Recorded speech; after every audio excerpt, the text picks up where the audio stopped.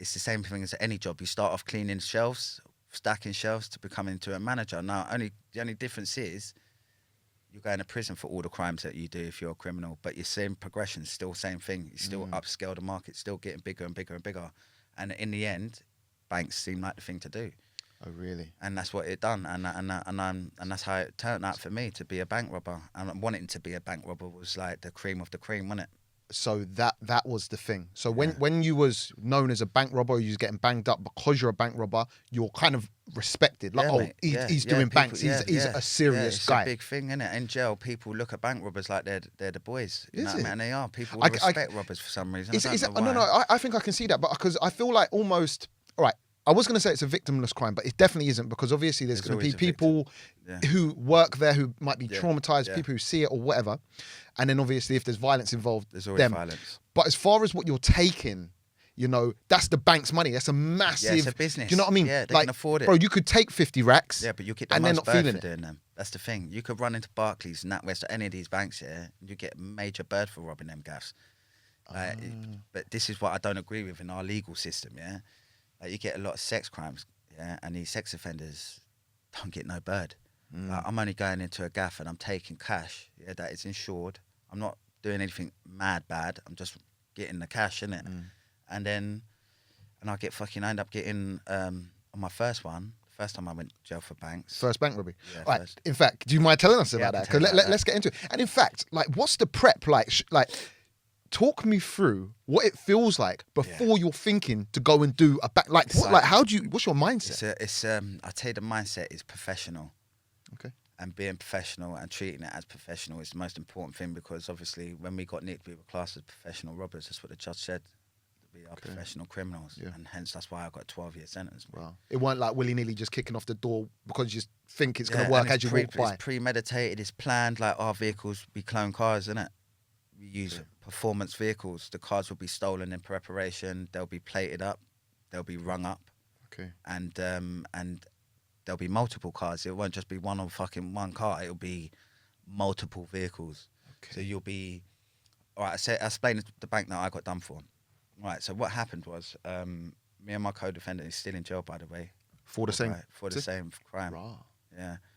Sorry, do you mind me... I know I'm kind of going backwards and forwards. How long have you been out? I've been out of jail for 3 years. Okay, so it's still quite a relatively new... Yeah. Okay. But the thing is, the last time I went to prison wasn't for banks. Okay. I went to prison for attempted murder on police. Yeah. We're going to get to that then. Yeah. Wow, okay, And that was because of people doing things, and me with my bad temper. I've learned to control my temper now. Last 3 years, I've started sorting my life out so I don't be criminal, you know. But I'll tell you exactly how it all started. Go back to the banks from the beginning, yeah? Right, so just imagine this, you're young. You see everybody else, they've got nice cars, they've got nice clothes, they've got a nice place to live. You go to their house and they're like, right, they've got nice things, yeah? So I want that. Yeah. And that's honest to God, yeah, Jamie. So I want a nice life. I want to impress girls. Of course. I want to get chicks. I want a nice fucking 20 brag watch on my wrist. You know what I'm saying? I want them things. I want a nice car, but I ain't got the capacity or the skills to get a job to do that. Yeah, and that's the facts, because of the care system. Yeah. Going into care, not going to school, didn't know how to do everything like everyone else. So crime was the only option. So I'd done crime, and you go through a level of crime, start hitting banks. Yeah, banks. It's the most rewarding job. You get a big bit of money. Obviously, if you get caught, you get a big bit of bird that goes with it, yeah? So the plan is don't get caught. You know what I mean? Just don't get caught. I hear that. You know what I mean? So be methodical about it. Treat it as you would anything else, yeah? Be on point, and that's how we did it. And what we do, on the first bank that I ever got done for, this was mad scatty, bruv, I tell you. It was funny, yeah? I find it hilarious. When I sit back and I think about the whole... your viewers will probably find it anyway. So imagine this, yeah?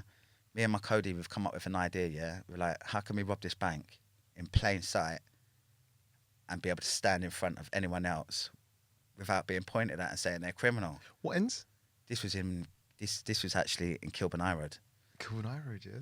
Yeah, Kilburn High Road, yeah. It was in NatWest. And we thought, well, who do you see every day in central London that are completely covered? People wearing Burqa'S. Oh, yes. It makes sense. Oh, so that was the flex. That was the flex, yeah. And obviously, I was thinking, right, I could stand right beside you. Yeah, I guess you could. Yeah, I can. You definitely could. And I did it, and and it works, mate, and it works. Shit. So do you know what's mad, right? Because I don't get me wrong, I completely understand, like, you know, obviously a religious standpoint. Never like, about religion. No, 100%. Like, you know what I mean? And but like, obviously, when you are completely covered, and I like not to offend or anything like this, it can be intimidating in situations. For instance, if you're working in a bank and someone comes in who's completely covered, obviously there's a stigma about, you know, having your face covered, perhaps in places like that because of robberies. Yeah.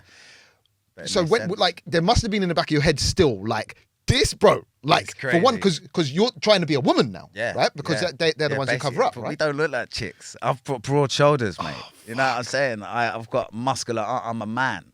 Yeah. Like, I don't look like a bird in any way, shape, or form. Well, what did you look like covered up?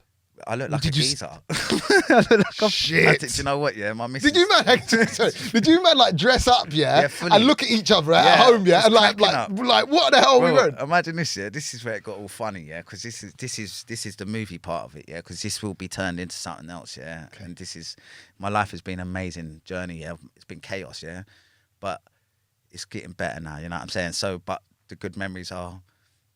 I take the good out of the bad in it, and I remember the funny bits instead of the sad bits. So imagine this, where are you going to get a burqa from?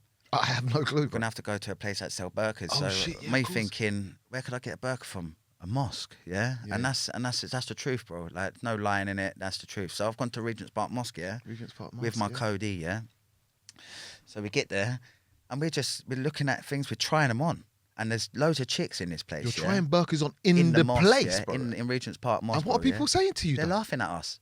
They're laughing at us, thinking we're funny, because we're not offending. We're like this. Being respectful and we are respectful people, and I'm dead against racism. Don't like it. And I don't like people bringing race into things. But this was clearly never to do with race. This was always about a disguise.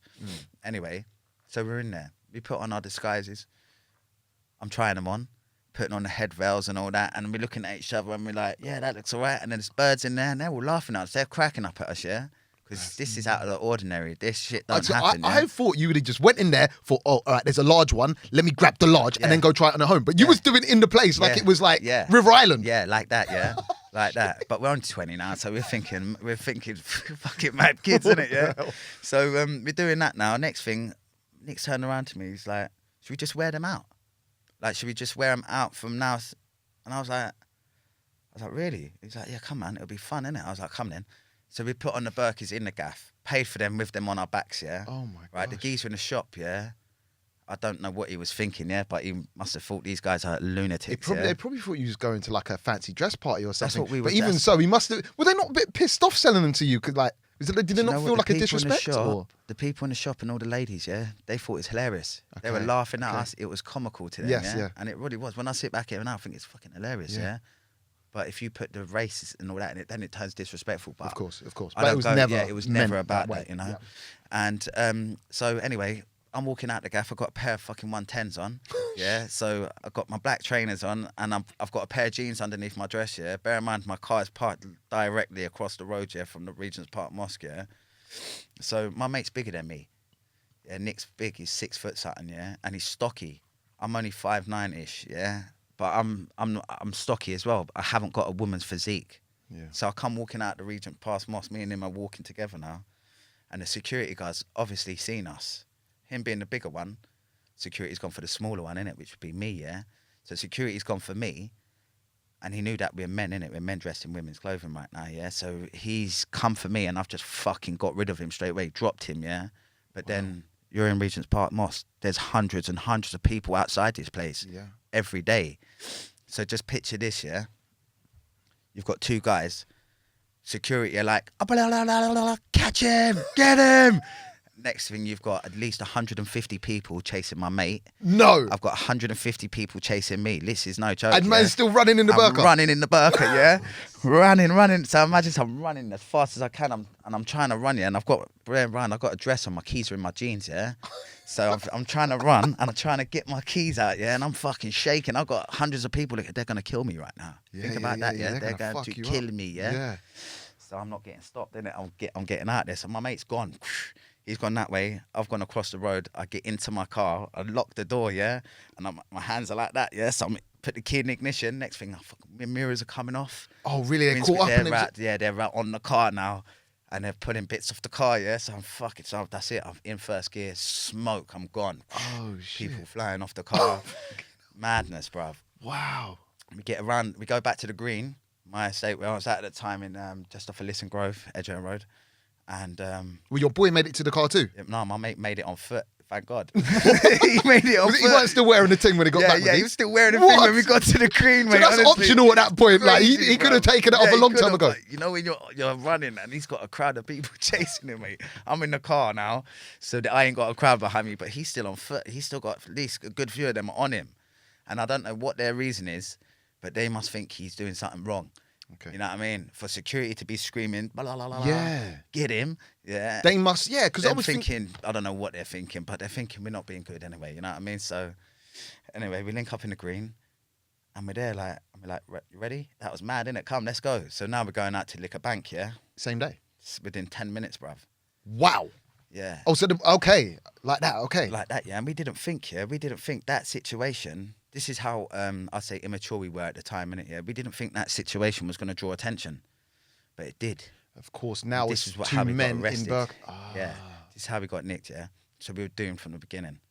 Yeah, doomed from the beginning on this one. Yeah, so bear in mind, a report's gone out. Two men dressed in Muslim dress being chased out of a mosque in Edgware Road. Within an hour, bank in Kilburn High Road gets robbed by two geezers dressed in Burqa'S. Shit. And I tell you, this is what happened, yeah? So we're driving around the manor now, yeah? We're looking. We know what we're going to do. We're going to hit this gaff. Did you pre-plan? Was there a particular reason why it was that gaff, that time? Yeah, because we knew roughly what time it'd be there.